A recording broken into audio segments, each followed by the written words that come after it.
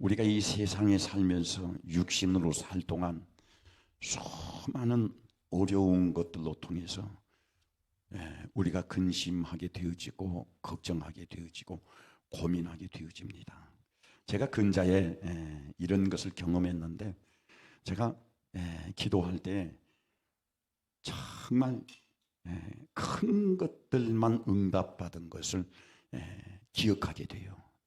예를 들어서 목회적인 기도를 할 때 교회에 하나님께서 기도했더니 우리가 생각지도 못한 일을 벌려주셔서 이렇게 교회 부지를 마련하게 하고, 또 겨우 교회 부지를 마련함으로 말미암아 이제 건축에 대해서는 꿈도 꾸지도 못하는데 이상하게 또 이렇게 해서 교회를 건축하게 하고, 또 우리 가정에서도 조금만 이 타임이 놓쳐져 버리면 될 수 없는 일들이 기가 막히게 하나님께서 사람으로서도 맞출 수 없는 일들을 맞추어서 큰 일을 이루어 주시고, 또 이 근자에 제가 2019년 3월 15일 암 판정을 받아서 그때 내가 암 판정을 받고 느낀 것이 얼마나 심리적인 고통을 느꼈느냐면은,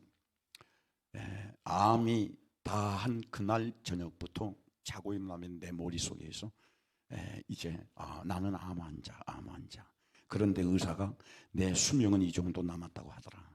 그러니까 매일 쓸데없이 이제 내 남은 수명은 며칠이구나 이렇게 나도 모르게 계산이 돼버리고 그러는데, 하나님께서 은혜를 주셔서 지금 이제 지난 3월 15일이 딱 5년이 되었습니다. 그런데 그때가 왜 내가 그걸 잊어버리지 않느냐면은, 제가 난 날이 1960년 3월 15일이 내가 난 날이요, 이 세상에. 그래서 왜 또 60년 3월 15일이 내 생일이라고 내가 기억을 하느냐면은, 그날이 1960년 3월 15일이 이승만 대통령이 대통령 선거를 해가지고는 당선이 됐는데, 그때 그 선거 때 이기부인치라는 그 사람으로 통해서 부정선거가 되어가지고 결국은 60년 3월 15일은 3.15 부정선거라고 그렇게 역사적인 책에, 역사책에 그렇게 기록되어 있습니다. 그래서 우리 아버지가 내가 조금만 잘못하면은 저놈의 자식은 부정선거일 날 태어나니까 부정스러운 일만 한다고, 그래서 내가 확실히 기억을 해요. 그런데 60년 3월 15일 날, 2019년 3월 15일 날 암이라고 하고 이제 판정을 받고 딱 지나서 이제 지금 5년이 넘어갔습니다. 그런데 굵직굵직한 것이, 하나님께서 나에게 이렇게 이런 어려움을 당할 때 교회의 이런 문제를, 교회의 이런 일들, 또 우리 가정에 내게 이런 일들을 하나님께서 응답을 해주셨구나, 하나님께서 해결해 주셨구나, 그런 것을 느끼면서 이제 감사합니다 그러는데, 올 초에 별로 중요한 일은 아니에요. 별로 중요한 일은 아닌데 조그마한 일로 통해서 내가 하나님 앞에 기도하게 되었는데, 그 내가 마음만 편하게 먹으면 될 일인데 그게 이상하게 내가 마음이 편하게 먹어지지를 않고 막 괴로운 거예요. 그래서 하나님 앞에 기도하기를, 하나님, 나 이 기도만 응답을 해주시면은 하나님께서 내 모든 것을 주장하신다고 난 믿고 하나님 앞에 다 감사할 수 있겠습니다 하면서 그렇게 하나님 앞에 옵션을 내가지고 이제 하나님 앞에 기도했는데, 그 내가 이 기도만 하나님께서 이렇게 응답해 주시면 되겠습니다 하고 기도했던 것이 참 하나님께서 응답해 주셔서 해결이 됐어요. 제가 왜 이 말씀을 드리느냐 하면 경험한 건데, 사람이 자기 인생에 살면서 기억될 만한 문제만 하나님이 해결해 주신 것이 아니라 하나님께서 그 사람의 그 간절한 믿음을 보시고 사소한 것까지도 하나님께서는 내가 힘들어할 때 해결해 주시고 응답해 주시고 이루어 주시더라, 이 말입니다. 또 하나는 내가 큰 문제를 가지고 힘듭니다, 어렵습니다, 큰 문제 때문에 감사합니다 하는 것이 아니라 내 가정사회나 내 개인사회나 교회나 작은 문제라도 문제만 있으면 편안하지를 못해요. 할렐루야.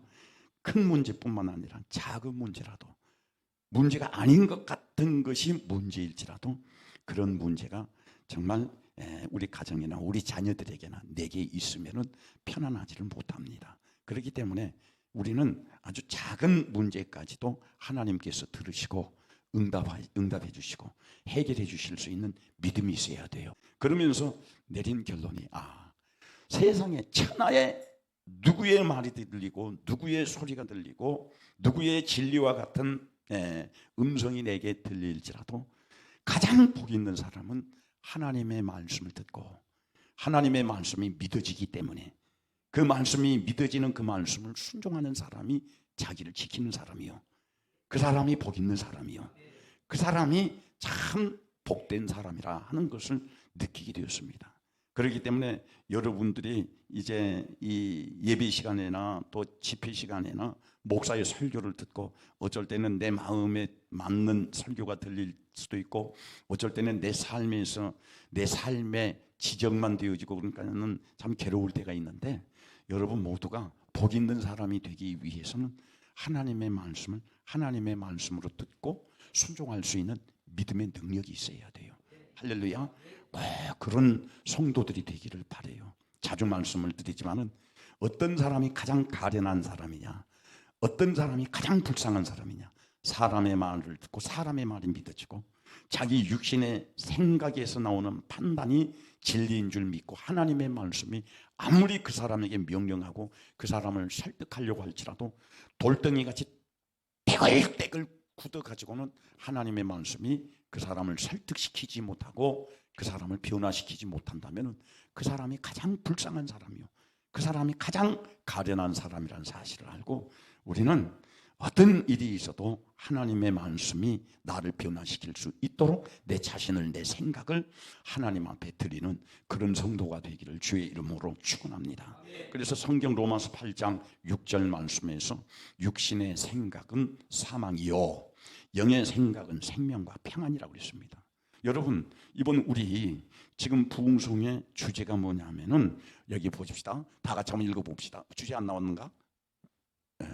내가 해놓고 한번 가르쳐줘봐. 뭐지? 모든 굴레에서 해방되라. 따라합시다. 모든 굴레에서 해방되라. 이 굴레라고 하는 이 단어가 주는 내용은 뭐냐면 나를 괴롭히는 것, 나를 고통스럽게 하는 것, 나를 근심하게 하는 것. 그래서 이것 때문에 내가 평안하지 못한 것이 굴레예요. 그것은 질병도 될 수 있고 사업의 문제도 될 수 있고 자녀의 문제도 될 수 있고 또 여러분의 경영의 문제도 될 수 있고 인간의 관계의 문제도 될 수가 있습니다. 꼭 이번 성회를 통해서 이런 모든 굴레에서 여러분들이 벗어나기를 주의 이름으로 축원합니다. 그런데 이 로마서 8장 6절 이 말씀 속에서 이런 굴레에서 빠져나오지 못하고 오히려 이 굴레 속에서 더 허우적거리며 더 수렁에 빠지는 게 무엇이냐면은 육신의 생각. 할렐루야. 따라합시다. 내 생각, 내 판단, 사람의 말. 여기에 우리가 빠져버리면은 결국에는 내 영혼이 지옥에 가야 끝나는 거예요. 내가 죽어야 끝난다 이 말입니다. 그렇기 때문에 내 생각이 얼마나 지독한 악독한 것인가를 알아야 돼요. 내 판단이 얼마나 나를 실패하게 한다는 것을 알아야 하는 거예요.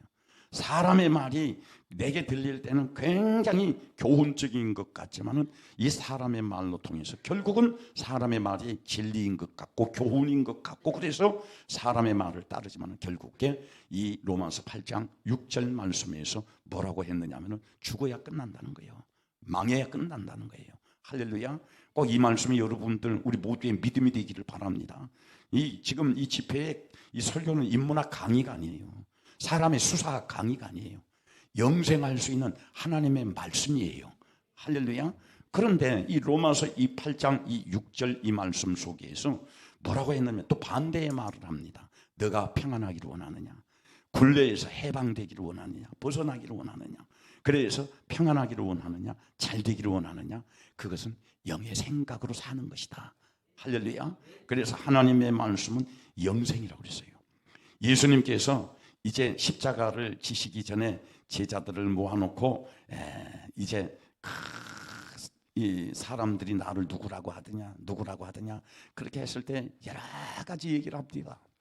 그리고 나서 이제 그 일이 있고 난 다음에 예수님에게서 병 고치는 능력이 나타나고 이적이 나타나고 또 귀신이 쫓겨나고, 그러니까 병든 자가 몰려오고 소문 듣고 하나님의 나라의 말을 듣기 위해서 많은 사람들이 예수님을 따랐습니다. 그런데 어느 순간 이제 어디에든지 그런 것이 있지만 예수님의 사역에도 마귀 역사가 일어나기 시작했어요. 그 마귀 역사는 누구로 통해서 일어났느냐 하면 유대인들로 통해서 일어나기 시작했습니다. 그래서 유대인들과 바리새인들과 제사장들이 예수님을 이제 죽이려고 이제 예수님을 음모하기 시작해요. 그러니까 그것이 여론이 되어 가지고는 많은 사람들이, 따르던 사람들이 다 예수님을 떠나버리고 이제 제자들만 남았습니다. 그때 예수님께서 제자들에게, 자, 이렇게 나를 따르던 자들이 다 떠나가 버렸는데 이제 너희들만 남았다. 그런데 너희들도 나를 떠나가겠느냐 하고 예수님께서 제자들에게 물을 때에 그 제자 가운데 한 사람인 베드로가 예수님에게 말하기를, 주여, 영생의 말씀이 있는데, 주님께 영생의 말씀이 있는데 우리가 누구에게로 가겠습니까? 할렐루야. 믿음 있는 사람은 하나님의 말씀이 영생인 줄 믿습니다. 할렐루야. 그러나 믿음이 없는 사람은, 하나님의 말씀이 믿어지지 않는 사람은 병 고치는 기적이 일어나더라도 하나님이 내 평생에 내가 해결할 수 없는 이적과 역사를 일으켜 주시더라도 그것이 단회적으로 끝나버려요. 그래서 우리 신앙생활을 하면서 가장 내게서 그리 말아야 하고 가장 실패할 수밖에 없는 게 뭐냐면은 하나님이 내게 은혜 주시고 하나님이 내게 축복해 주신 것이 단회적으로 끝나버린 것. 그래서 하나님께서 은혜 주셨습니다. 하나님께서 축복해 주셨습니다. 그러면은 성경에 이스라엘 백성들이 이제 가나안 땅에 들어가서 그들에게 절기를 주었는데 부림절이나 유월절이나 이런 것은 무엇입니까? 과거에 하나님께서 너희들에게 베풀어 주신 은혜를 잊지 말아라. 그래서 유월절이라고 하는 것은 무엇입니까? 애굽에서 10가지 재앙, 19가지 재앙을 일으킬 때까지 하나님의 이적 앞에서 바로가 손을 들지를 않아요. 고집을 피워요. 그러니까 마지막으로 바로가 더 반항하지 못하도록 죽음의 사자를 애굽 전역에 보냈습니다. 양을 잡아서 양의 피는 문설주에 바르고 이 양의 고기는 무교병, 누룩을 섞지 아니한 그 떡과 함께 그날 저녁에 먹고 이제 동이 트기 전에 애굽을 떠나라고 했었습니다. 그때 이 모세로 통해서 하신 하나님의 이 말씀을 듣고 이 말씀이 믿어진 히브리 백성들은 양을 잡아서 양을 삶아서 고기를 먹고 동이 트기 전에 이 애굽을 탈출할 수 있도록 준비를 했었어요. 그러나 하나님의 이 말씀을 모세로 통해서 들었지만은 그 하나님의 말씀이 믿어지지 않는 사람은 양을 잡을 필요가 없었어요. 하나님의 말씀을 듣고도 믿어지지 않는 사람은 양을 잡을 필요도 없고 그들이 사는 문지방에 양의 피를 바를 필요도 없었습니다. 그런데 하나님의 말씀을 듣고 양을 잡아서 그 고기는 삶아 먹고 문지방에 발라놓고 그 밤을 지냈었습니다. 어떤 사람이? 모세로 통해서 하나님의 말씀을 들은 사람들이, 그 하나님의 말씀을 듣고 믿어지는 사람들이. 할렐루야. 그래서 이제 그 일을 그 저녁에 듣고 행하는 자와 행하지 않는 자가 있었는데 죽음의 사자가 이제 이 애굽의 전역에 와서 이 애굽에 사는 모든 사람들의 집에 이 문지방에 피가 묻어 있느냐 묻어 있지 않느냐, 양의 피가 묻어 있느냐 묻어 있지 않느냐, 그것을 보고 양의 피가 묻어 있지 않는 그 집에 들어가서는 그 집의 첫 새끼, 첫 아이들을 다 죽여버렸습니다. 그러나 이제 모세로 통해서 하나님의 말씀을 듣고 그 말씀이 믿어져서 양을 잡아서 고기를 먹고 피를 문지방에 바른 그 사람, 순종한 사람들은 죽음의 사자가 그 피를 보고 넘어갔다 그랬어요. 그 집에 들어가서 첫 아이들을 죽이지를 않았다는 거예요. 그래서 유월이라는 말은 무슨 말이냐면 넘어갔다. 누가 넘어갔다고? 죽음의 사자가 넘어갔다는 거예요. 재앙이 넘어갔다는 거예요. 할렐루야. 오늘 여러분들도 하나님의 말씀을 듣고 순종함으로 말미암아 환난의 문제가 넘어가기를 주의 이름으로 축원합니다. 고난의 문제가 넘어가기를 주의 이름으로 축원합니다. 재앙의 문제가 넘어가기를 주의 이름으로 축원합니다. 어떤 사람에게 이런 일이 일어났냐 이 말이요. 하나님은 지금 우리가 볼 수 있는 형상으로 우리에게 나타나시질 않아요. 지금 이 시대는 하나님은 당신의 육성으로 통해서 우리에게 말씀하시질 않아요. 누구로 통해서 하나님은 말씀하시느냐 하면은 이 시대는 당신이 세운 주의 종을 통해서 하나님이 말씀하신다 이 말이요. 그런데 주의 종을 통해서 말씀하시는 이 말씀이 어떤 사람에게는 그 말이 믿어져서 순종하는 사람이 있고, 어떤 사람은 그 말이 정말 이 세상의 이론과도 맞지 않고 풍습과도 맞지 않고 과학적으로도 맞지 않고 모든 것이 맞지 아니함으로 말미암아 비상식적이라 비합리적이라 그러면서 하나님의 말씀을 듣고도 그 말씀이 믿어지지 않기 때문에 불순종해 버린 사람이 있어요. 애굽에서 순종하는 사람이 순종해서 양을 잡아서 그 피를 문지방에 바른 그 집에 재앙이 넘어갔습니다. 마찬가지로 여러분 우리 모두도 하나님의 말씀을 듣고 순종함으로 말미암아 우리에게 마귀 역사가 일어날 수밖에 없고 환난이 올 수밖에 없고 고난이 올 수밖에 없지만은 하나님의 말씀을 듣고 순종함으로 말미암아 내게 당연히 올 수밖에 없었던 모든 문제가, 모든 고난이, 모든 재앙이, 모든 질병이 다 넘어가기를 주의 이름으로 축원합니다. 이거 중요한 거예요. 우리 모두에게 이런 능력이 있어야 되는 거예요. 할렐루야. 그런데 이런 일이 이스라엘 백성들은 이제 다 경험을 했습니다. 그리고 애굽에서 나와서 광야 40여 년을 거치고 이제 어디에 요단강을 건너서 가나안 땅에 정착해서 하나님이 주시는 이 축복의 땅 가나안 땅에서 그들이 편안하게 살 때에 하나님께서 이제 여호수아로 통해서 하신 말씀이 무슨 말씀이, 모세로 통해서 여호수아로 통해서 하신 말씀이 너희들이 가나안에서 편안하게 살 때에 애굽에서 지켜주시고 광야에서 너희를 인도해 주신 하나님의 은혜를 잊지 말아라. 신명기에서 그렇게 말하는 거예요. 그래서 지금 그 이스라엘 백성들은 지금까지도 무엇을 지키느냐면 유월절을 지켜요. 그러면 유월절을 지키는데 지금 유월절을 이스라엘 백성들만 지키느냐? 미국의 지금 세계적인 그 대국이죠. 미국이나 이런 대국가에서는 그들이 가장 큰 절기를 무슨 절기를 지키냐면 추수감사절, 수장절을 지켜요. 또 유월절도 지켜요. 왜 그렇습니까? 하나님의 은혜를 잊지 말라는 거예요. 그런데 우리의 문제는 뭐냐면은 우리도 그 어떤 죽음의 사자가 넘어가지는 아니지만 그 정도는 아니지만 우리 삶 속에 지금까지 내가 살아오면서 기억될 만한 것, 하나님께서 과거에 나에게 소망이 없던 나에게 이런 은혜를 주셨고 나에게 이런 절망적인 일이 있을 때 이런 은혜를 주셨는데, 그러면 이런 은혜를 주신 것을 하나님께서는 우리에게 요구하는 것이 뭐냐면 그것 잊지 말고 내게 감사해라. 그 감사가 내게 능력이 될 것이다. 그래서 우리는 감사절기를 지키는 거예요. 그래서 우리는 하나님의 말씀을 듣고도 하나님의 말씀이 내 육신의 생각 때문에, 육신의 판단 때문에, 잘못된 판단 때문에 하나님의 말씀이 불순종되어지면 안 되는 거예요. 제가 이 말씀을 강조하기 위해서 지금 많은 시간을 할애했는데 따라합시다. 육신의 생각은 사망이요. 할렐루야. 할 때 내 심령이 돌같이 굳어져서 육신의 생각 때문에 하나님의 말씀을 불순종하는 사람이 없기를 주의 이름으로 축원합니다. 그 다음에 두 번째로 이 8장 로마서 8장 6절 이 말씀 속에서 너가 편안하기를 원하느냐, 네가 형통하기를 원하느냐, 네 문제 해결되기를 원하느냐, 너 잘 되기를 원하느냐, 그렇게 되기를 원하면 크게 아멘 하세요. 할렐루야. 그렇게 하기 위해서는 어떻게 하느냐, 영의 생각으로 살으라는 거예요. 이 영의 생각으로 살으라 하는 이 말은 무슨 말이냐면 하나님의 말씀을 순종해라, 하나님의 뜻을 순종해라, 성령의 감동에 순종해라. 할렐루야. 그래서 하나님은 어떤 사람에게 은혜를 주시느냐면 영의 생각으로 사는 사람에게 그 사람 삶 속에 평강을 주신다는 거예요. 제가 살아보면서 옛날에 저 어렸을 때 얼마나 샤머니즘적인 복이 많았는지 몰라요. 우리 부모님들은 예수를 안 믿었기 때문에 샤머니즘적인 복에 대해서 굉장히 말합니다. 떡을 옛날에는 떡을 해도 절구통에다가 팍 그 으깨가지고는 떡을 하잖아요. 그러면 이제 요즘은 기계로 빼버리니까는 일정하게 나오지만 옛날엔 다 수작업이에요.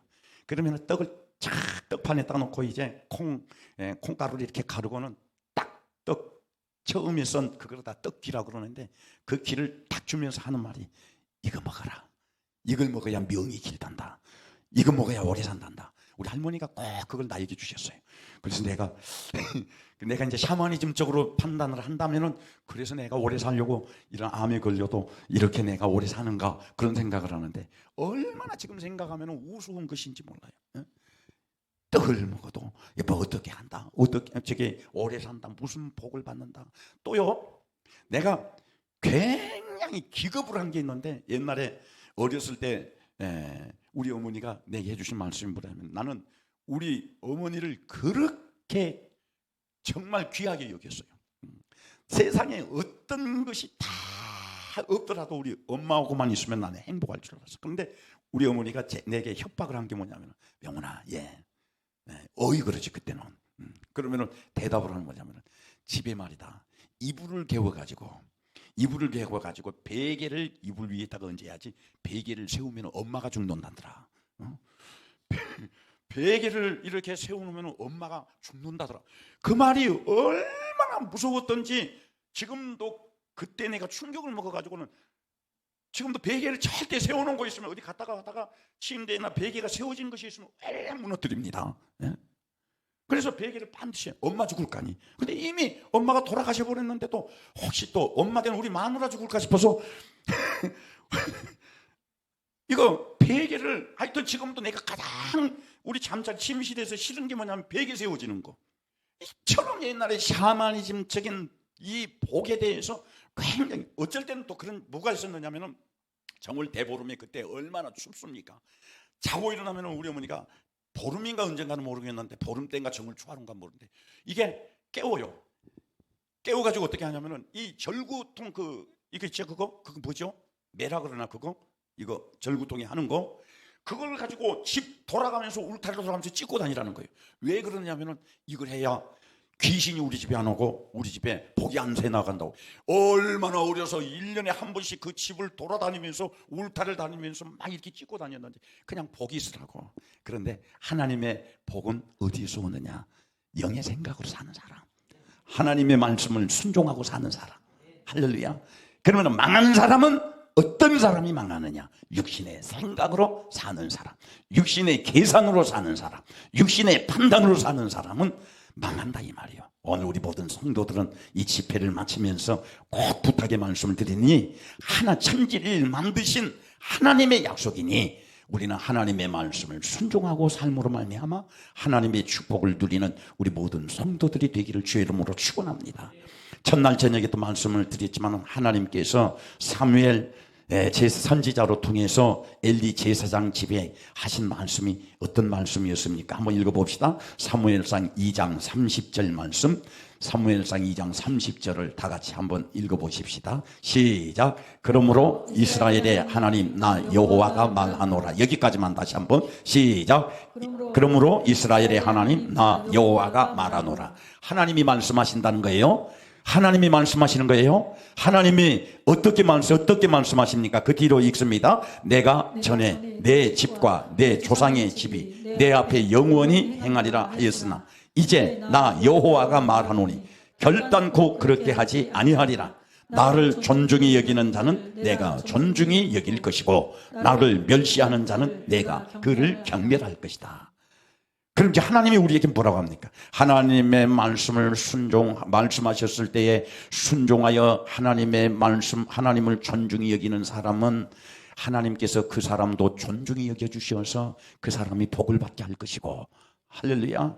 하나님이 말씀하셨으나 하나님의 말씀이 농담으로 들려지고 하나님의 말씀이 내게 불순종되어질 때에 하나님께서 그 사람으로 통해서 멸시를 당한다고 할 때에 하나님이 보셨을 때 그 사람으로 통해서 멸시를 당한다고 했을 때 하나님은 그 사람을 경멸한다고 그랬어요.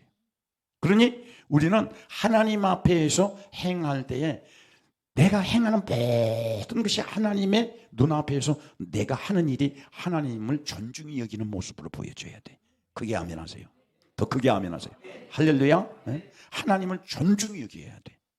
그렇기 때문에 내가 행하는 모든 것들이 하나님이 말씀하셨으나 내가 불순종함으로 말미암아 하나님이 내가 불순종하는 것을 보고 하나님을 무시하는 것 같이 하나님이 그렇게 여김을 당하면 안 돼요. 내가 저에게 그렇게 말을 해도 저 사람이 나를 무시하네. 내가 너에게 그렇게 말을 했는데도 네가 내 말을 듣고 나를 무시해? 그러면 무시한다 그 말은 무슨 말입니까? 멸시한다는 거예요. 네가 나를 멸시해? 네가 나를 멸시해? 사람이 하나님을 멸시해? 그렇게 내가 멸시하는 사람으로, 무시하는 사람, 하나님을 무시하는 사람으로 내가 보여질 때는 하나님께서 그 사람을 경멸한다는 거예요. 경멸한다는 것은 뭡니까? 부셔버린다는 거예요. 완전히 끝장을 내버린다는 거예요. 그래서 우리는 신앙생활을 하면서 삶 속에서 예배도 하나님을 존중히 여기는 예배자가 돼야 되고, 할렐루야. 우리가 기도를 해도 하나님을 존중히 여기는 기도를 해야 되고, 우리가 신앙생활을 하면서 그 생활 가운데에서도 하나님을 존중히 여겨야 돼요. 왜요? 내가 하나님께로부터 존중히 여김을 받아야 하기 때문에. 오늘 우리 가운데에서 우리 모든 성도 여러분들, 하나님이 여러분들을 보셨을 때에 여러분들이 하나님 앞에서 하나님을 무시하고 하나님을 멸시하는 모습으로 보여지지 않도록 하나님 앞에서 늘 나를 잘 만들어내는 그런 성도가 되기를 주의 이름으로 축원합니다. 그래서 제가 오늘 저녁에 이제 드릴 말씀은 바로 이 사울 왕에 대해서, 그런 부분에 대해서 말씀을 드리려고 해요. 첫날 첫 시간에는 우리가 모든 굴레에서 벗어나기 위해서는 죄의 문제를 해결해야 한다. 그래서 우리는 신앙생활하면서 내 자신을 잘 돌아보면서 죄를 찾아서 죄의 문제를 해결해야 돼요. 죄의 문제를 해결할 방법은 내 힘으로, 내 능력으로 할 수 없습니다. 오직 예수의 피로만이 할 수 있습니다. 그래서 우리는 죄의 문제를 가지고 주님 앞에 나와서 회개해야 돼요.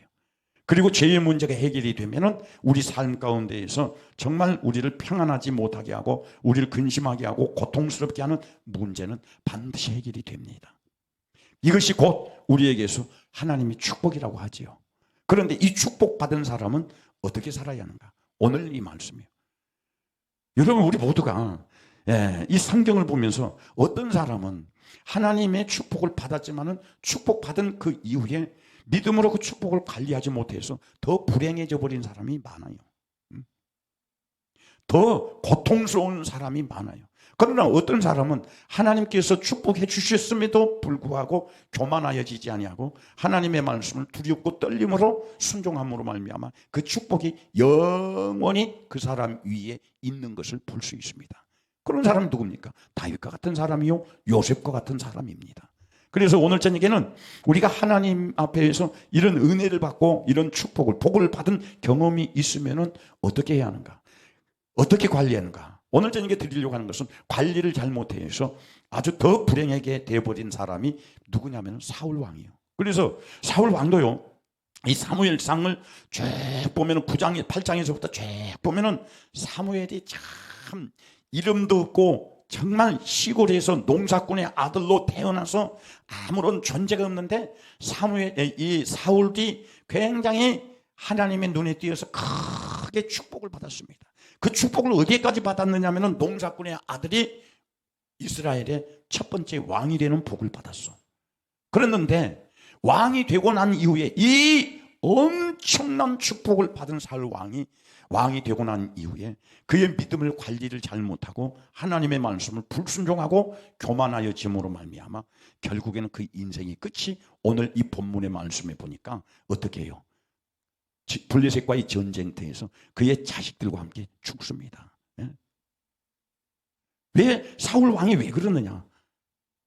그의 믿음을 관리를 잘못해서 그러는 거예요. 그래서 오늘 저녁에 시간이 좀 없지만은 그냥 대표적인 왜 사울이 이렇게 되었는가 하는 것. 사울이 어떤 사람이었는가. 그가 사울이 하나님 앞에서 어떻게 실망을 시켰는가. 하나님을 실망시킨 사울이 어떻게 말로를 겪게 되었는가를 말씀을 통해서 보도록 하겠습니다. 먼저 그래서 우리는 사울 그러면은 축복받은 경험도 있지만은 누구든지 성경에서 사울 왕을 언급을 하면은 어떻게 기억되느냐면은 하나님 앞에서 매맞은 사람, 쫓겨난 사람, 하나님 앞에서 망한 사람, 이렇게 기억이 되고 있어요. 그래서 온전히 이 말씀을 좀 잘 들으셔서 우리는 이 사울 왕과 같은 그런 일을 당하지 않기를 바랍니다. 그러면 사울 왕은 어떤 사람이냐? 이제 성경을 빨리 읽읍시다. 사무엘상 9장 1절로 2절을 읽어보십시다. 사무엘상 9장 1절로 2절. 베냐민 지파에 기스라 이름하는 유력한 사람이 있으니 그는 아비엘의 아들이요 수롤의 손자요 베고라스의 증손이요 아비아의 현손이며 베냐민 사람이더라. 자, 1절 말씀에 보니까 사울 왕의 출신은 이스라엘의 12지파 가운데서 어느 지파에 속한 사람? 베냐민 지파에 속한 사람. 또 2절을 읽어봅시다. 기스에게 아들이 있으니 그의 이름은 사울이요 준수한 소년이라. 이스라엘 자손 중에 그보다 더 준수한 자가 없고 키는 모든 백성보다 어깨 위만큼 더 컸더라. 자, 지금 이제 사울 왕은 어떻게 합니까? 준수하다는 거예요. 그런데 보세요. 이 사무엘상 9장 2절 이 말씀에 보니까 농사꾼의 아들 베냐민 지파에 속한 사울이었지만은 그는 준수한데 키는 모든 백성의 어깨만큼 컸더라는 거예요. 그러니까는 굉장히 기럭지가 좋은 사람이요. 타고난 미남이라 이 말이요. 사울 왕이 이 정도 되었으니 이스라엘에서 사울 왕만큼 준수한 자가 없었다고 그랬습니다. 그 다음에 사무엘상 10장 24절 말씀 봅시다. 사울이 어떻게 지금 그에게 장점이 어떤 것이 있는가? 사무엘상 10장 24절 잘생기고 몸매 좋은 이 사울이 또 영적으로는 어쩌는가? 10장 24절 다 같이 시작. 사무엘이 모든 백성에게 이르되 너희는 여호와께서 택하신 자를 보느냐? 모든 백성 중에 짝할 리가 없느니라 하니 모든 백성이 왕의 앞에서 왕의 만세를 부르니라. 아멘. 여기 10장 24절 말씀에 보니까 사무엘이 사울을 보고 백성 앞에서 뭐라고 하느냐 하면은 지금 이 백성들에게 지금 사무엘이 여호와께서 택하신 자를 보느냐? 하나님이 택하셨다는 거예요. 하나님의 사람이 보이냐? 하나님의 축복을 받은 사람이 보이냐? 하나님의 은혜를 받고 왕이 된 이 사울이 보이냐?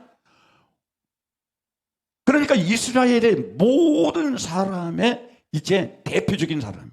모든 사람의 선망이 누가 그렇게 만들어줬어요? 하나님이 그렇게 만들어줬다는 겁니다. 또 10장 1절 말씀을 보십시다. 그런 이 사울이 어떤 사람인가? 10장 1절 시작. 이에 사무엘이 기름병을 가져다가 사울의 머리에 붓고 입을 맞추며 이르되 여호와께서 내게 기름을 부으사 그의 기업의 지도자로 삼지 아니하였느냐? 아멘.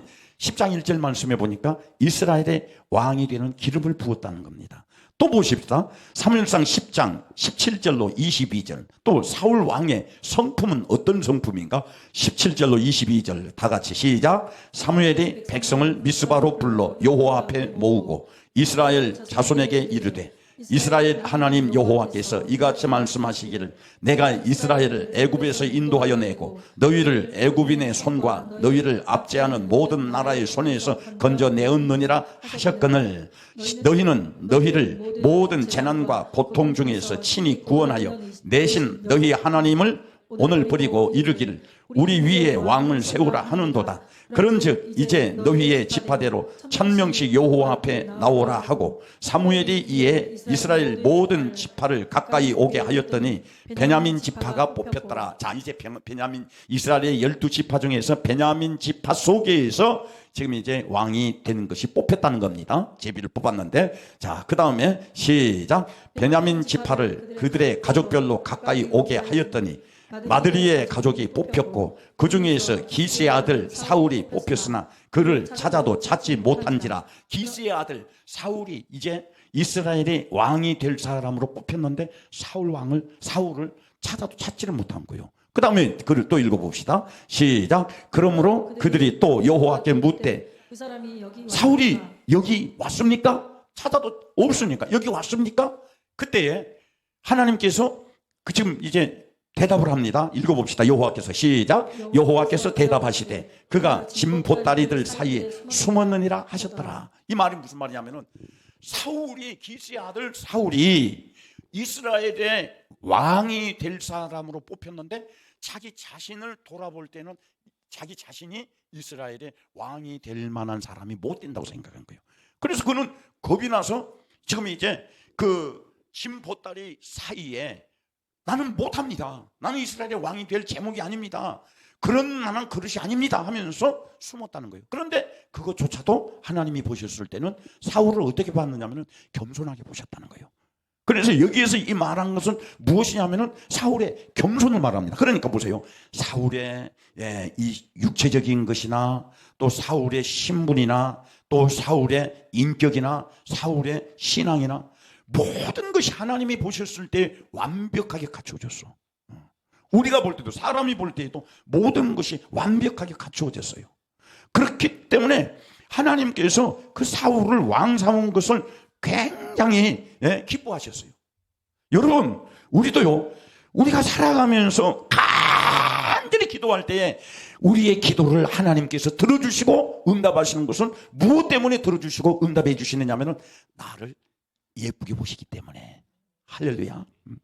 나를 하나님이 보셨을 때에 내가 하나님 앞에서 이 겸비되어진 것, 준비되어지는 것이 인정되어지기 때문에 하나님께서 내가 기도할 때 응답해 주시고, 하나님 나 아파요 하면은 아픈 문제 해결해 주시고, 하나님 나 이거 갖고 싶어요 그러면 갖고 싶은 것 주시고, 하나님 나 이런 문제로 인해서 소원이 있는데 해주세요 그러면 그 소원을 들어주시는 거예요.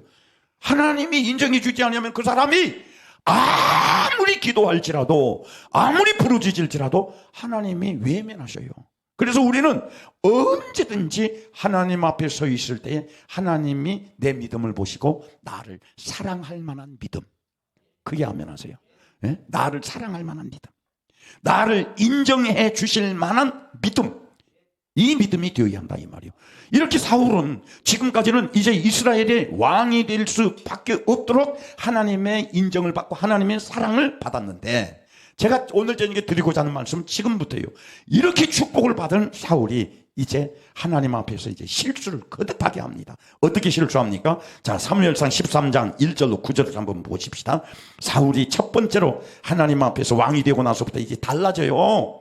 여러분, 하나님의 은혜를 받고 하나님의 축복을 받았을 때에 그 하나님의 은혜를 받고 축복을 받는, 거기서 끝나는 게 아니에요. 그 사람이 하나님의 은혜를 받고 사랑을 받고 축복을 받고 기도의 응답을 받으면 사람 앞에서 자기 신분이 변화돼요. 할렐루야. 사울 왕이 처음에는 농사꾼의 아들이었어요. 그러나 하나님의 축복을 받으니까 사람이 알아주는, 사람이 인정해주는 왕이 되었어요. 여러분들, 우리가 하나님의 축복을 받으면요, 하나님의 축복을 받으면 어떻게 되냐면 사람 앞에서 내가 신분이 달라지게 돼요. 건영아, 그래서 너도 그런 축복을 받아야 돼. 네? 여러분요, 하나님이 데리고 쓰시면 사람 앞에서 신분이 변화됩니다. 그게 아멘 하세요. 하나님의 축복을 받으면 사람 앞에서 신분이 변화됩니다. 할렐루야. 제가 이걸 너무 길게 갈 수가 없으니까 여기서 끝납니다. 사울 왕이 그랬던 거예요. 농사꾼의 아들, 아무런 의미도 존재도 없던 농사꾼의 아들 사울이 이렇게 하나님의 축복을 받아서 신분이 변화됐는데, 이렇게 하나님의 축복을 받은 사람이 조심해야 할 일이 있어요. 어떻게 조심해야 하는 거예요? 꼭 하나님의 축복을 받은 사람은 축복을 그대로 유지할 수 있도록 하나님 앞에서 겸비되어진 믿음, 준비되어진 믿음, 할렐루야, 이 믿음이 있어야 돼. 그런데 보통 모든 사람들은 축복을 받으면 교만해져 버려요.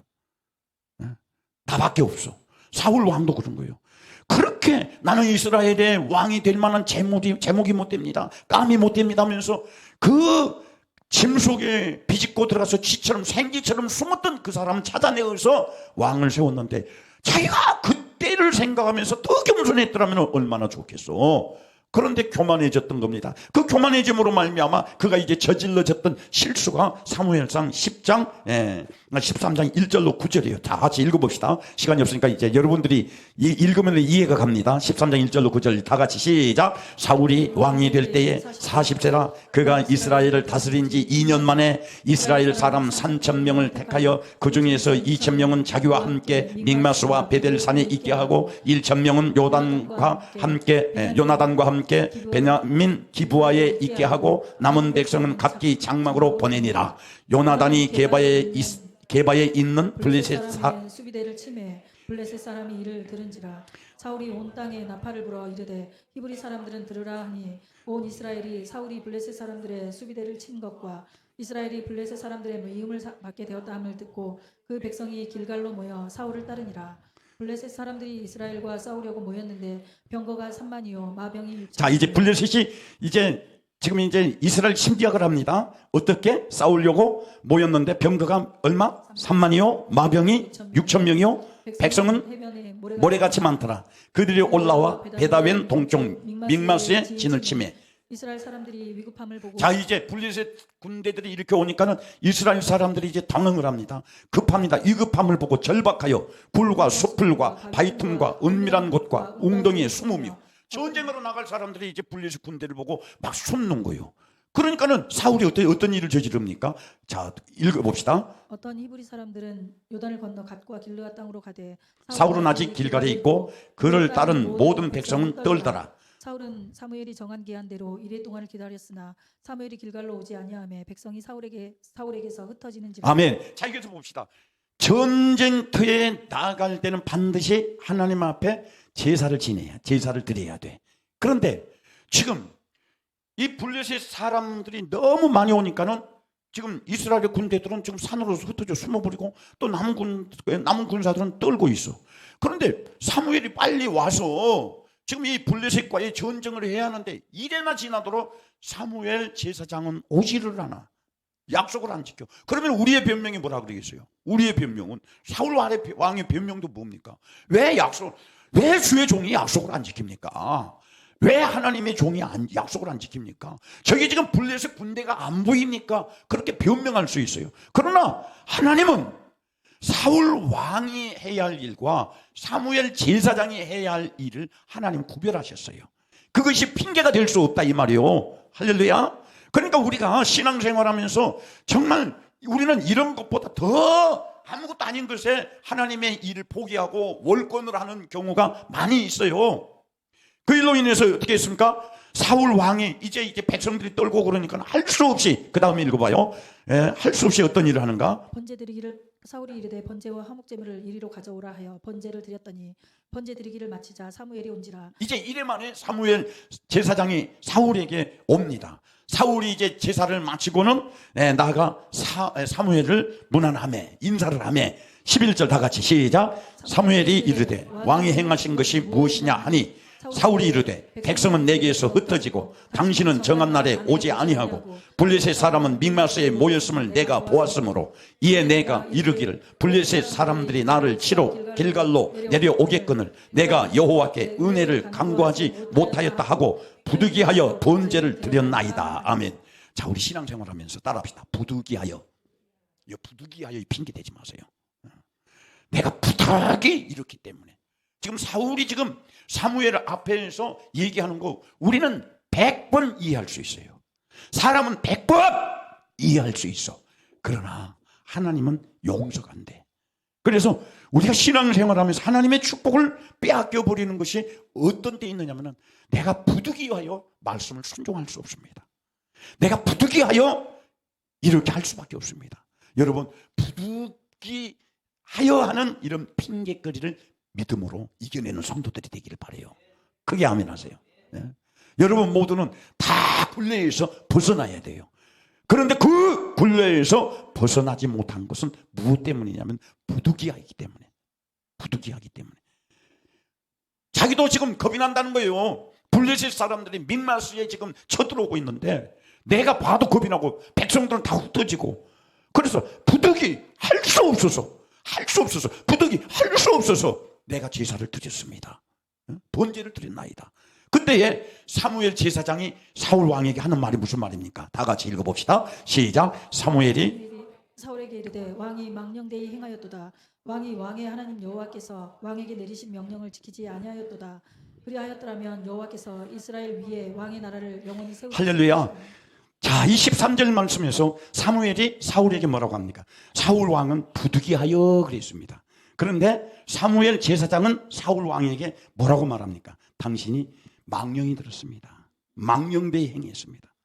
여러분, 우리가 신앙생활을 하면서 그런 경우가 많아요. 나는 부득이 그럴 수밖에 없었습니다.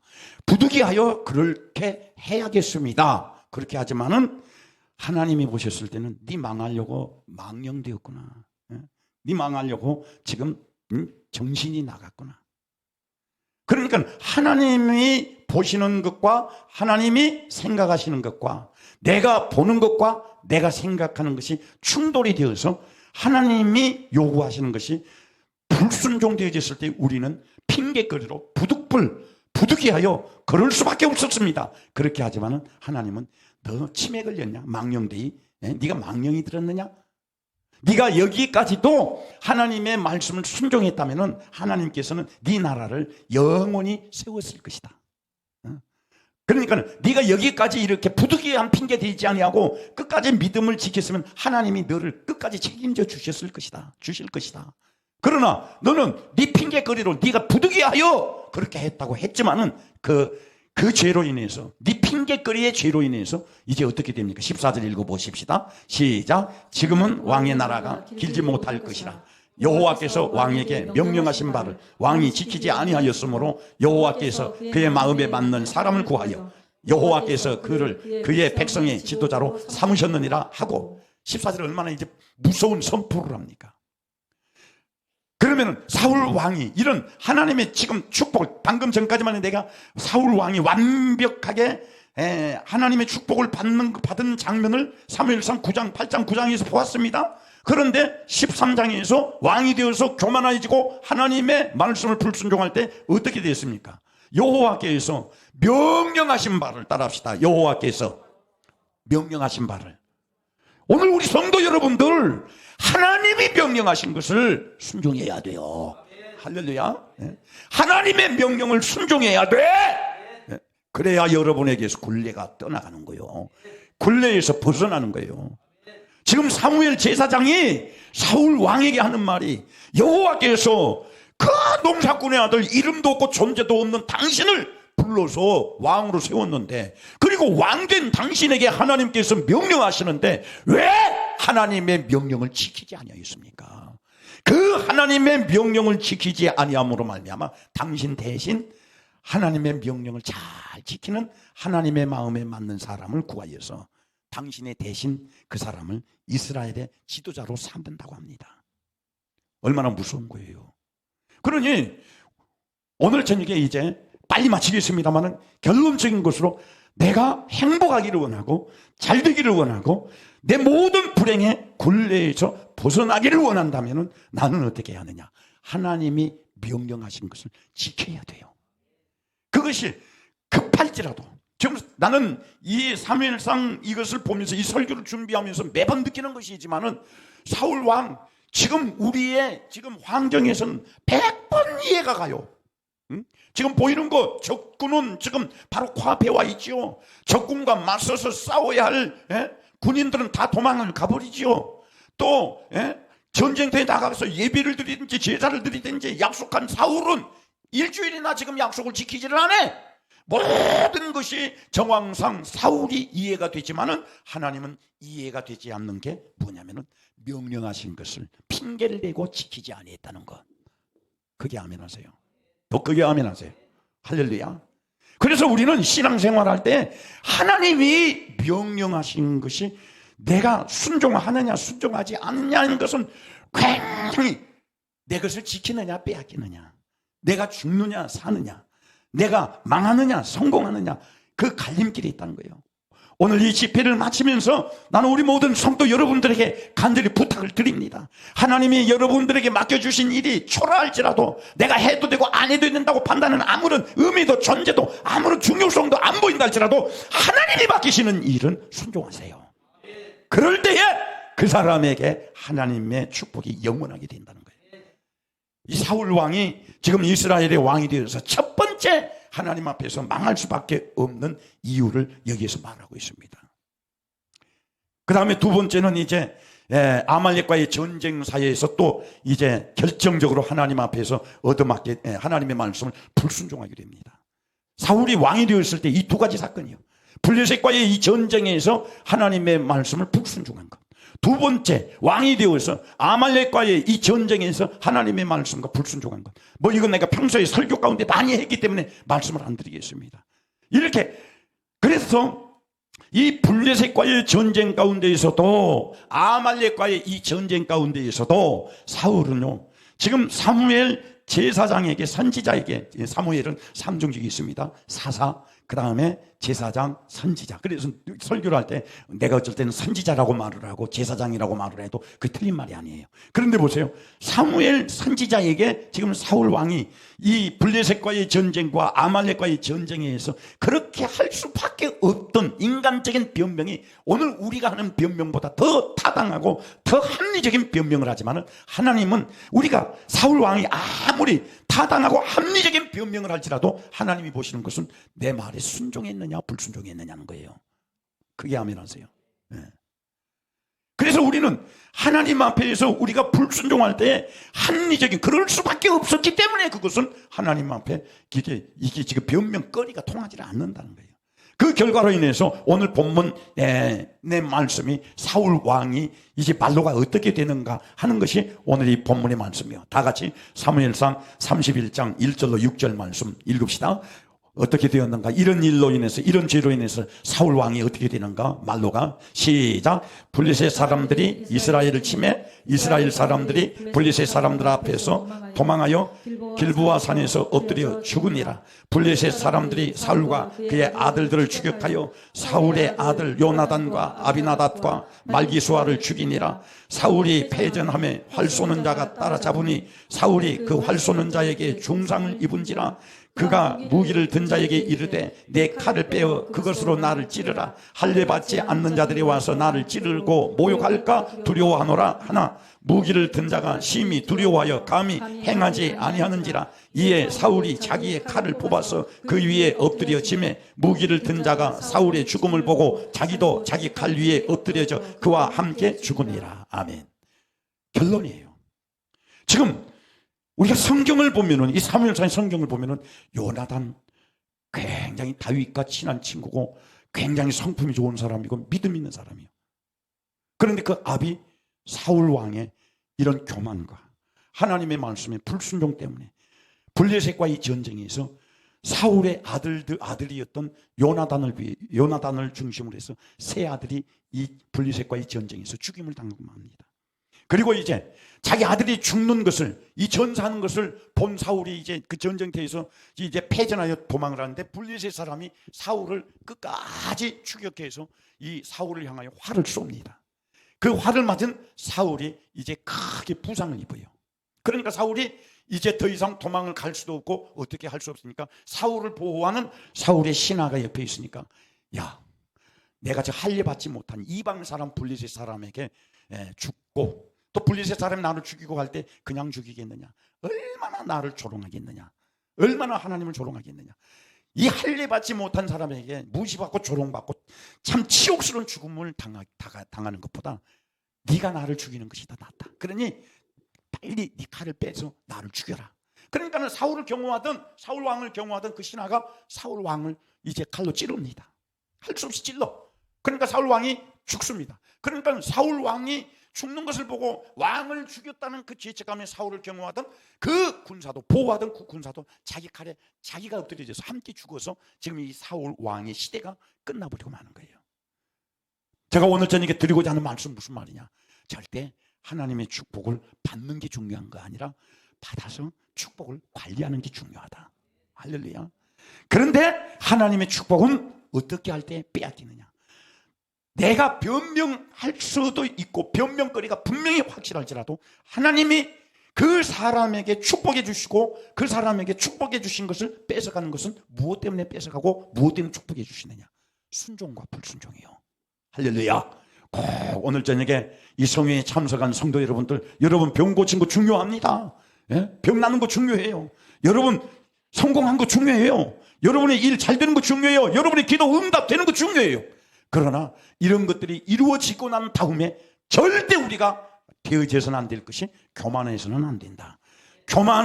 교만의 그 찌꺼기는 반드시 하나님의 말씀에 불순종으로 나타난다.